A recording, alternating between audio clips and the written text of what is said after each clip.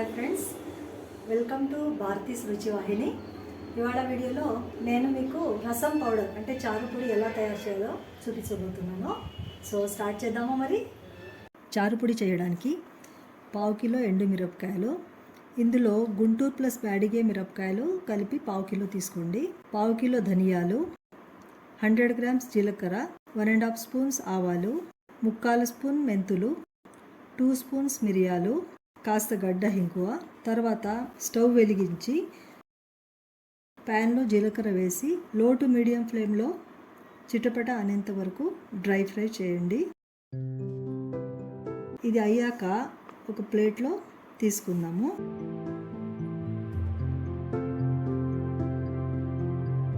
Same ప్యాన్లోనే మిరియాలు fry చేయండి.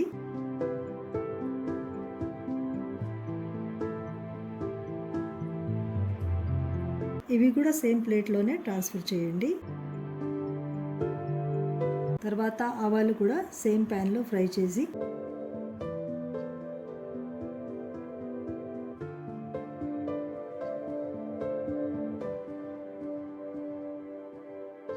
Next మెంతులు కూడా ఫ్రై చేసి సేమ్ ప్లేట్లోనే ట్రాన్స్ఫర్ చేద్దాం. నెక్స్ట్ ధనియాలు ఫ్రై చేసుకుందాము.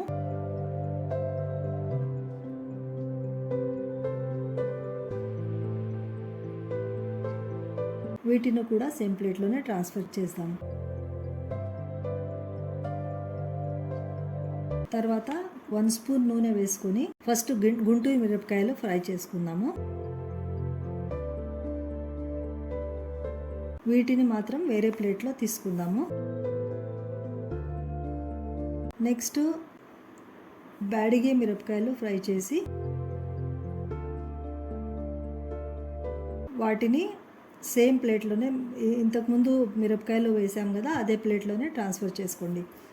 బ్యాడిగే మిరపకాయలు ఫ్రెండ్స్, ఇది మనము కలర్ కోసం వాడతాం, కానీ గుంటూరు మిరపకాయలు ఎక్కువ తీసుకోవాలి, బ్యాడిగే మిరపకాయలు మాత్రము తక్కువ తీసుకోవాలి. రెండు కలిపి మనకు 1/2 కిలో వచ్చేటట్టు చూసుకోండి. లాస్ట్లో గడ్డ ఇంగువ తీసుకున్నాం కదా, అది కూడా కాస్త నూనె వేసి అందులో ఫ్రై చేసి మళ్ళీ మిరపకాయలు వేసిన ప్లేట్లోనే ట్రాన్స్ఫర్ చేద్దాం. ఇప్పుడు అన్ని ఇంగ్రీడియంట్స్ ఫ్రై చేయడం అయింది కదా, ఇప్పుడు వీటిని చల్లారనివ్వండి. అన్నీ చల్లారాయి కదా ఫ్రెండ్స్, ఇప్పుడు వీటిని మిక్సీలో వేసి గ్రైండ్ చేద్దాము.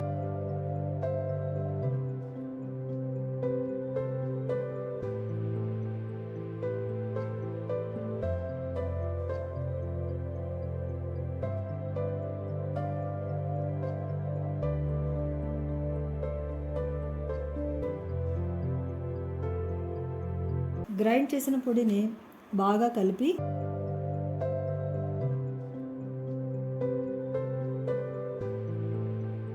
కాసేపు వీటిని కూడా చల్లారనిస్తాము. ఇది బాగా చల్లారాక ఎయిర్ టైట్ బాటిల్లో వేసి పెట్టండి. ఈ పొడిని మీరు బయట పెట్టుకున్నా కానీ 5 to 6 months ఏమీ అవ్వదు. లేదు మీకు ఫ్రెష్నెస్ కలరు అలానే ఉండాలి అంటే మీరు ఫ్రిడ్జ్లో కూడా స్టోర్ చేసుకోవచ్చు.